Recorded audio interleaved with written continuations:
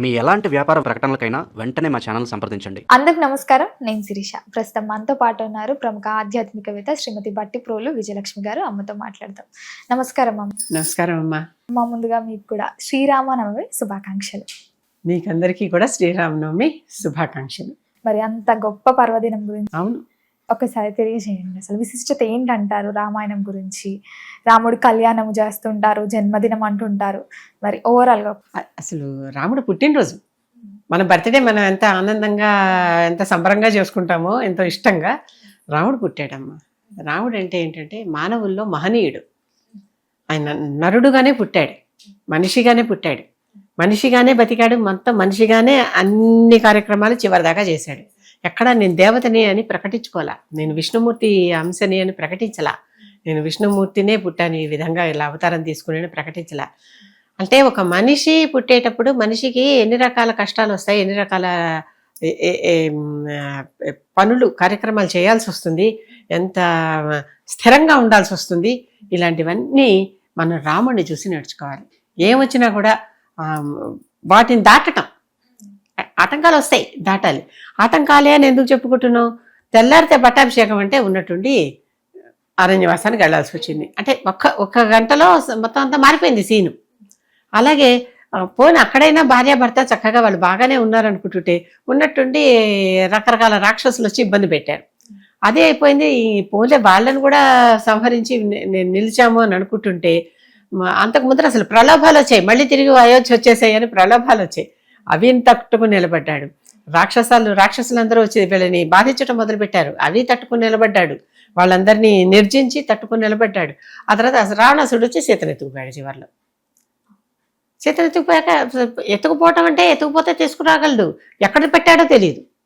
అది కనుక్కుని సముద్రాలు దాటి మొట్టమొదటిసారి ప్రపంచ చరిత్రలోనే మొదటిసారిగా ఒక బ్రిడ్జి కట్టించి, సముద్రం మీద బ్రిడ్జి, నదుల మీద చిన్న చిన్న చెరువుల మీద బ్రిడ్జిలు కావివి, నా సముద్రం మీద బ్రిడ్జి, అలలు వస్తూ పోతూ ఉంటాయి. అక్కడ కొంచెం ఎక్కడైతే కొంచెం లో టైడ్ ఉంటుందో, అంటే తక్కువగా బ్యాక్ వాటర్స్ అంటాం సముద్రంలో, ఆ బ్యాక్ వాటర్స్ ఉన్న చోట అంత అలా తాకిడి ఉండదు.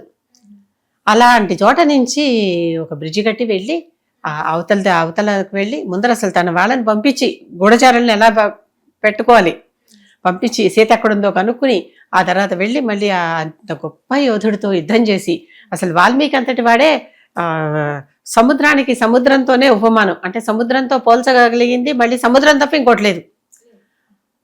గగనం గగనాకారం సాగరం సాగరోపమా అంటాడు. గగనం ఆకాశాన్ని పోల్చాలంటే ఆకాశం తప్ప ఇంకో ఉపమానం లేదు దానికి.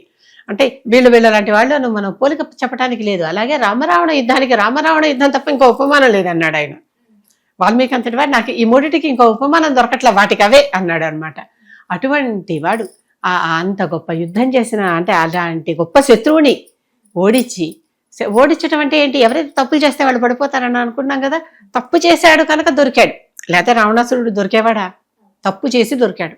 దొరికి తప్పు అంటే ఏమిటి? పరభార్యాపహరణం, ఇష్టం లేని స్త్రీని ఎత్తుకురావటం. ఆవిడ పోనీ తనని వరించి వచ్చేలా తీసుకెళ్ళి పరభార్యాపహరణం అంతకు ముందర చేశాడు, కానీ వాళ్ళు వచ్చి ఇక్కడ సర్దుకుపోయారు. అసలు ఈవిడ సర్దుకోవట్లే కనుక అటువంటి తప్పులు చేశాడు కనుక ఆ శిక్ష అనమాట. మరి రాముడు పుట్టిన దగ్గర నుంచి చివరి దాకా ఎంత గొప్పగా ఎన్ని చేశాడు. అలాంటి రాముడు ఎంత గొప్ప మనిషి అనుకుంటున్నాం, కానీ మనీషి అనాల్సిన వాడు. మనిషి కంటే మనీషి ఇంకా పైన, ఆ మనీషి అయినటువంటి తత్వం అన్నమాట. అంటే నరుడుగా జీవించటం ఎంత కష్టమో, అయినప్పటికీ ఎలా ధర్మబద్ధంగా జీవించాలో చెప్పినవాడు రాముడు. రామో విగ్రహవాన్ ధర్మ అంటారు. ధర్మానికి ఒక రూపం ధ్యాలిస్తే అది రాముడిలాగా ఉంటుందట. ధర్మానికి ఒక ఆకారం పెట్టుకుంటే అది చూడటానికి రాముడిలాగా ఉంటుందట. అంటే రాముడు ఎప్పుడు అధర్మం చెయ్యడు, ధర్మం మాత్రమే చేస్తాడు. ఏది తప్పో, ఏది ఒప్పో, ఏది న్యాయమో, ఏది అన్యాయమో రాముడికి తెలిసినంతగా ఎవరికీ తెలియదు. కొన్ని చోట్ల మనకి చిన్న మెలకలు కనిపిస్తాయి. దశరథుడు రాముడు వెళ్ళిపోతుంటే ఏడుస్తాడు, పడిపోయాడు, లేచాడు, మళ్ళీ లేచి ఏడుస్తాడు. ఏడ్చి అసలు నువ్వు నా మాట వినొద్దు, వెనక్కి వచ్చే రామా అంటాడు. అంటే వెళ్ళలేదని చెప్పు అంటాడు సుమంత్రుడితో. మీ నాన్న పిలుస్తున్నాడు, వెనక్కి వెళ్ళిపోదామా అని రథం లాగే సుమంత్రుడు అడుగుతాడు. వినలేదని చెప్పు అంటాడు. అంటే అబద్ధం చెప్పినట్టు కాదు, ఒక ధర్మం కోసం దాన్ని చెప్పాడు. మళ్ళీ ఆయన కాసేపు చంచల మనస్సుతో మార్చుకుంటున్నాడు. మళ్ళీ ఆయనకి అనృత దోషం అంటుకుంటుంది, అసత్య దోషం అంటుకుంటుంది. కనుక అవన్నీ చేయదలుచుకోలే. కనుక ఒకటి జీవితంలో వెనకాల ఎన్ని చూసుకుంటున్నాడో ఆయన ఆలోచించండి. కనుక ఇవన్నీ చూసుకొని ఆ పని చేస్తున్నాడు. అటువంటి గొప్ప రాముడు పుట్టిన రోజు ఈ శ్రీరామనవమి. నవమి నాడు పునర్వసు నక్షత్రంలో రాముడు పుట్టాడు. ఆ తర్వాత పునర్వసు తర్వాత పుష్యమి నక్షత్రంలో భరతుడు పుట్టాడు. ఆశ్లేష నక్షత్రంలో వీళ్ళు పుట్టారు, పావుల పిల్లలు. చక్కగా అలా పుట్టారనమాట వాళ్ళు. పుట్టి అంత గొప్ప అంటే విష్ణుమూర్తి యొక్క సమస్త శక్తులతో కలిసి పుట్టిన వాళ్ళు కదా. కలిసి పుట్టి ఈ దేశాన్ని అంతా మనల్ని అందరినీ ఉద్ధరించిన వాడు రాముడు. ఎవరైనా సరే అసలు రామనామం అంటే తారక మంత్రం అమ్మ. రామనామం తలుచుకుంటే ఒక్కసారి మనకంతా మనని ఆ నక్షత్ర స్థితి దాకా తీసుకెళ్ళిపోగలిగేది అది. అంతేకాకుండా ఎటువంటి కష్టంలో కూడా రామా అనుకుంటే ఆ కష్టాన్ని వచ్చి ఆయన ఆదుకుని తీర్చేటటువంటి శక్తి రామశక్తి. రాముడి కంటే రామనామం ఎక్కువ గొప్పది అనే మాట కూడా మనం వింటాం. రాముడు వస్తాడో రాడో కానీ రామా అనుకోగానే ఆ రామనామం మనలో ఎంత శక్తినిస్తుందో అనుభవించిన వాడికి తెలుస్తుంది. అమ్మ, ముఖ్యంగా మరి ఈ రోజు ఎలాంటి మంత్రం జపించవచ్చు అంటారు? మనం ఈ రోజు ఎలాంటి మంత్రం జపించవచ్చు అంటారు? అసలు ఈ రోజుని రామమంత్రం శివుడే అందరికీ రామమంత్రం చెవిలో చెప్తాడు అని పేరు. కుడి చెవిలో తన కాశీక్షేత్రంలో మరణించే వారందరికీ కుడి చెవిలో శివుడే రామనామం చెప్పి వాళ్ళకందరికీ తారకం చేయిస్తాడని, అంటే ఇక్కడ తరింపజేయిస్తాడని ఈ స్థితి నుంచి పేరు. రామనామం కంటే ఏముందమ్మా, చక్కటి రామశ్లోకాలు చాలా ఉన్నాయి మనకి. ముఖ్యంగా విష్ణు సహస్రనామ స్తోత్రంలో ఈ ఒక్క నామం చెప్పుకుంటే చాలు అన్నీ చెప్పుకున్నట్లే అని చిట్ట చివరిలో పార్వతీదేవి ఈశ్వరుణ్ణి అడుగుతుంది. కేనోపాయేన లఘున విష్ణోర్నామ సహస్రకం పఠ్యతే పండితేర్నిత్యం శ్రోతుమిచ్చామ్యహం ప్రభో. ఏ చిన్న లఘువుగా ఓ చిన్న నామం చెప్పుకుంటే మనకి నా భక్తులందరికీ చక్కగా అన్నిటికీ ఉపాయంగా, చిన్న ఉపాయంగా వాళ్ళందరికీ వాళ్ళ కష్టాలు తీరుతాయో అటువంటి చెప్పవా అని అడుగుతుంది. అప్పుడు ఈశ్వరుడు చెప్పాడు, ఒక నామం ఉంది, ఈ నామం చెప్పుకుంటే, ఈ నామం అనుకుంటే చాలు, అది ఈ విష్ణు సహస్రనామం 1000 సార్లు చదివినటువంటి ఫలితం. మొత్తం 1000 నామాలు కదా సహస్రం అంటే. ఆ ఒక్క నామం చెప్పుకుంటే చాలు, ఈ సహస్రనామాలు చేసినంత ఫలితం వస్తుంది. శివుడే పార్వతికి చెప్పాడు. పార్వతికి స్వయంగా చెప్పినటువంటి శ్లోకం ఇది. శ్రీరామ రామ రామేతి రమే రామే మనోరమే సహస్రనామ తత్తుల్యం రామనామ వరాననే. రామ అనే మాట రామ రామ రామ అని 3 సార్లు అనుకుంటే, శ్రీతో కలిపి అనుకుంటే ఇంకా అమ్మవారితో కూడా కలిపి అనుకున్నట్టు. శ్రీరామ, శ్రీ అంటే అమ్మవారు కదా, శ్రీరామ శ్రీరామ శ్రీరామ అని 3 సార్లు అనుకుంటే సహస్రనామ తత్తుల్యం. అది దేనికి సరిపోతుందిట? అది 1000 నామాలు చెప్పుకున్న దానికి సరిపోతుందిట.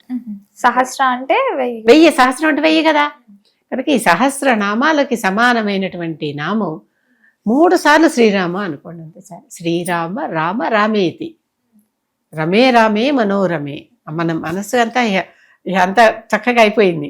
సహస్రనామ తత్తుల్యం రామనామ వరాననే. కనుక భక్తులందరూ ఇన్ని నామాలు మేము చదువుకోలేకపోతున్నామండి అనుకునేటటువంటి వాళ్ళందరూ చక్కగా రామ రామ రామ అనుకోండి. అంతకు మించిన పుణ్యం ఇంకోట్లేదు. రామనామానికి అంత శక్తి.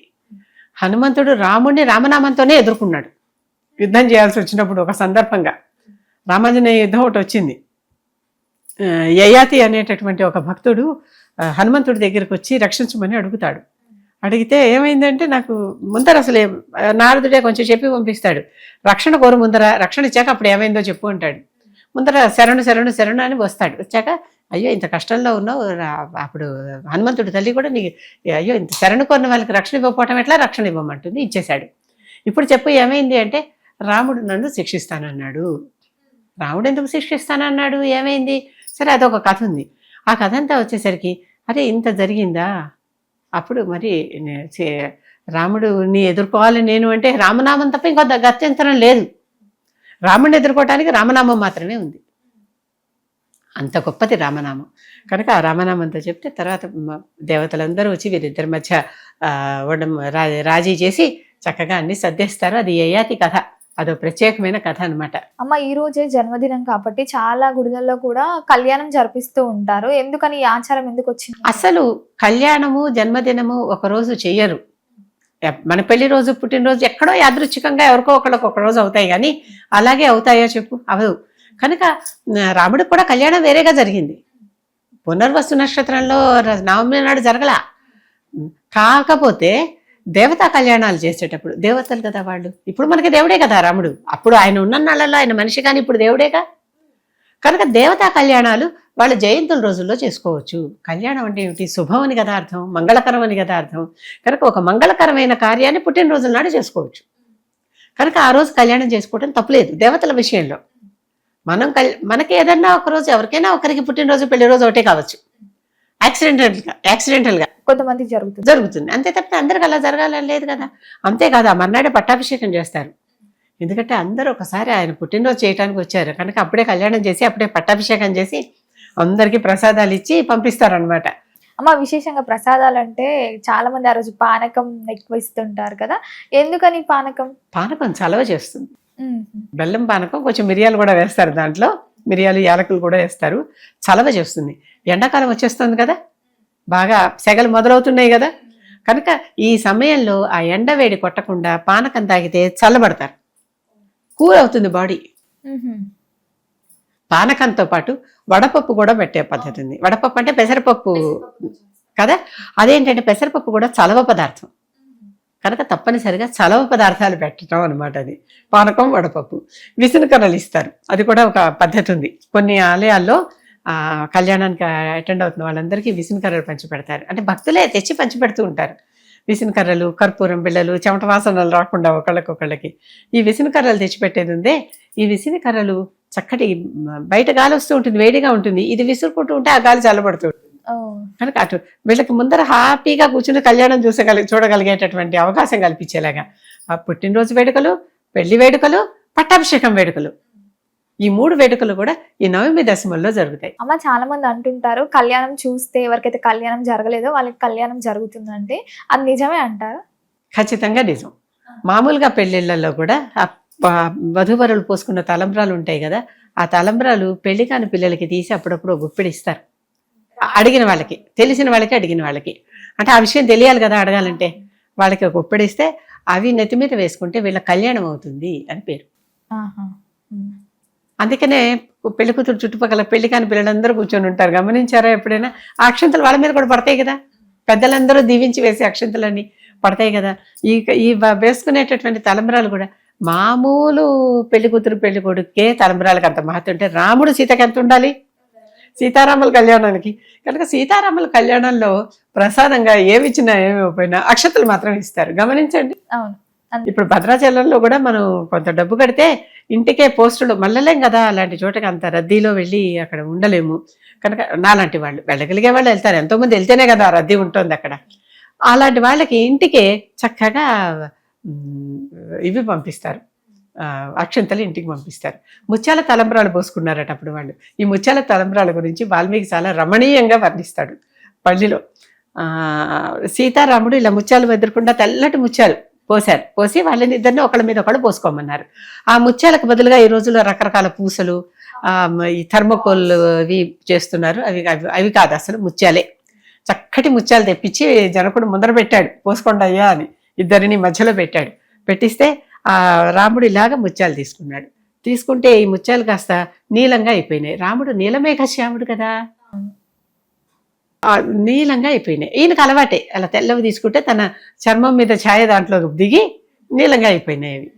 ఈయన దాంట్లో అమ్మవారు జానకి, జనకుడు కూతురు కదా జానక్య కమలాంజలి పుటే అని అక్కడ పద్యం ఉంటుంది. ఆవిడ కమలంలో చేతుల కరకమలాల్లోకి చక్కగా ఆవిడ తీసుకుంది.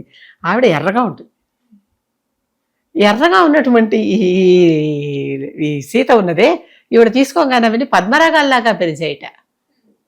పద్మరాగాలంటే కెంపులు, మాణిక్యాలు, ఎర్రరత్నం ఉంది కదా నవరత్నాల్లో, మాణిక్యం కెంపు, ఆ రత్నాల్లాగా అయిపోయాయి. ఆవిడతే అది తెలుసు, తను ఏది పట్టుకున్నా తన చేతిలో ఎరుపుని బట్టి ఆ లోపల తెల్లగా ఉన్నవి కాస్త ఆ రంగుని సంతరించుకుంటాయి అని తెలుసు. కానీ ఆవిడ ఆశ్చర్యపోలే. అవి తీసుకుని ఈ తెల్లటి ముత్యాలు చేతుల్లోకి తీసుకుంటే ఎర్రగా అయితే ఆ ఎర్రని ముత్యాలు శ్రీరాముడి మీద పోసింది.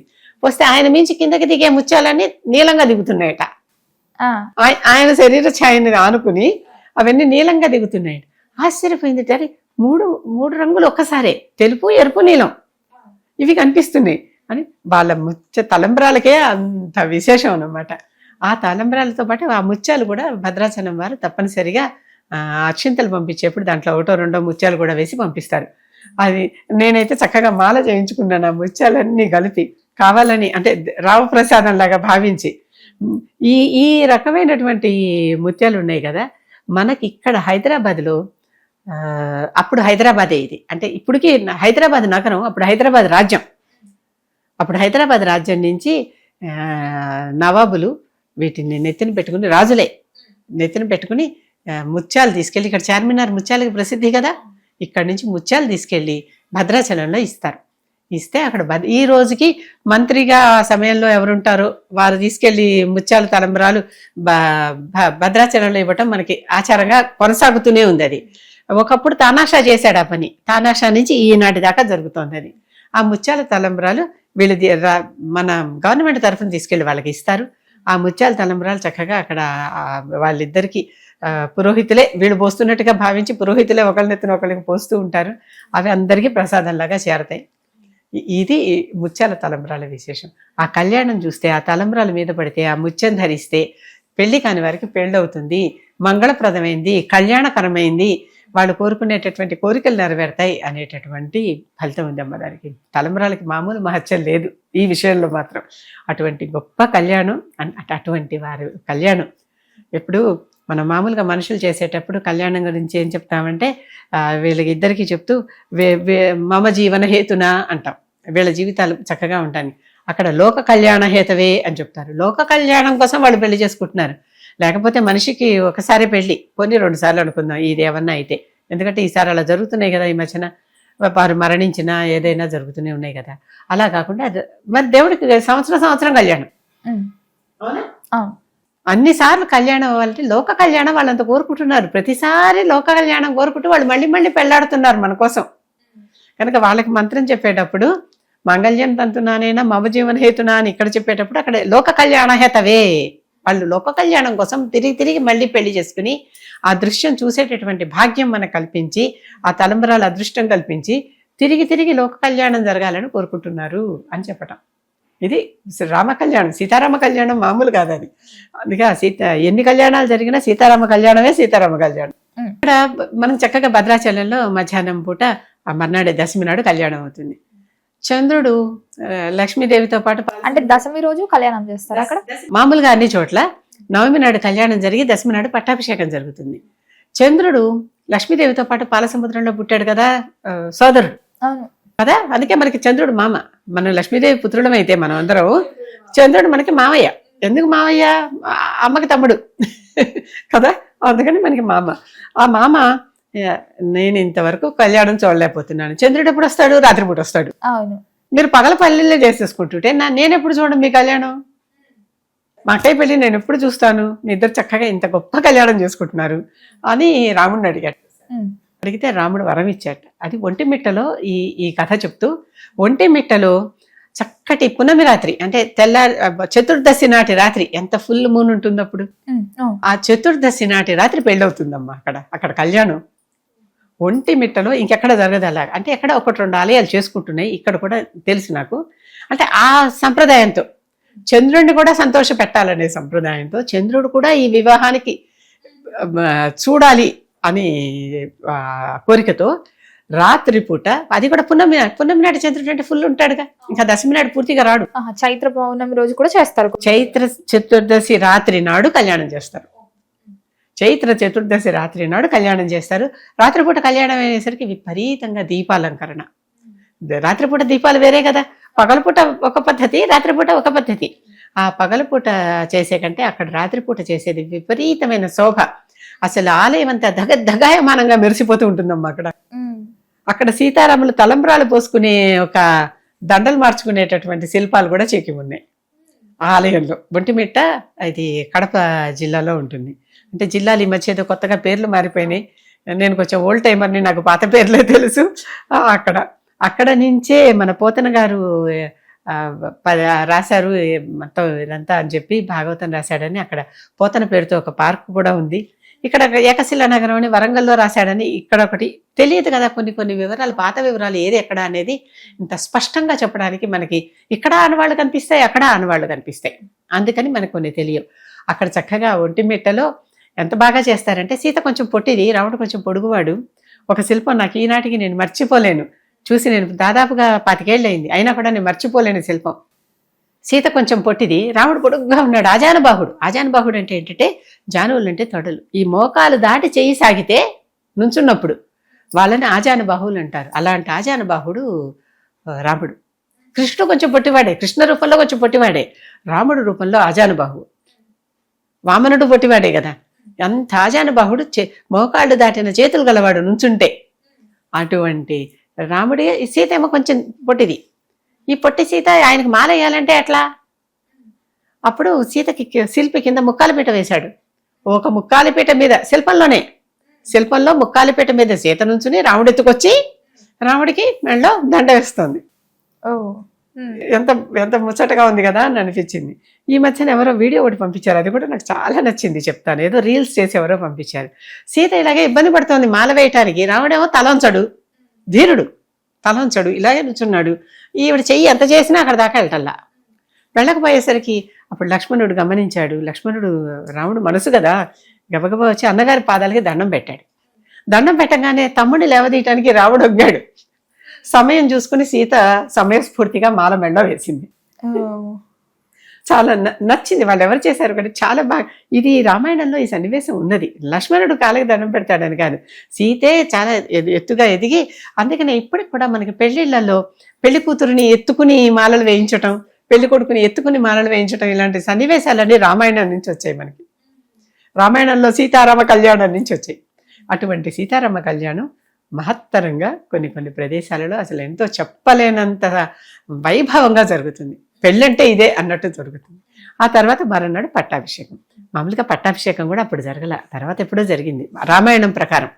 కనుక కాకపోతే ఆ సంబరాలన్నీ ఒకసారి చేస్తే వచ్చిన వాళ్ళందరూ అన్నీ చూసేసుకుని వెళ్ళిపోతారు కదా. కనుక దేవతా కళ్యాణాలకి, దేవతా పట్టాభిషేకాలకి ఈ లోపాలు లేవు, చేసుకోవచ్చు అనేటటువంటిది మనకి మనుస్మృతులు లాంటి కొన్ని స్మృతులు చెప్పాయి. దాని ఆధారంగా తీసుకుని మనుస్మృతిలోనో యాజ్ఞవల్క్య స్మృతిలోనో ఇది ఉంటుంది, ఇలా దేవతా కళ్యాణాలు చేసుకోవచ్చు అని. ఆ స్మృతి ఆధారంగా మనం చేస్తున్నాం అనమాట. అంటే చక్కగా పుట్టినరోజు చేస్తున్నాం, పెళ్లి రోజు చేస్తున్నాం, పట్టాభిషేక మహోత్సవం చేస్తున్నాం. చేసి అందరూ ఎక్కడ వాళ్ళు అక్కడ ఆ రామ కళ్యాణ ప్రసాదాలు తీసుకుని, అక్షింతలు తీసుకుని చక్కగా అందరూ వెళ్తారు. ఆ ఉన్ననాళ్ళు పందిళ్ళు వేస్తారు, చలవ పందిళ్ళు అంటారు వాటిని.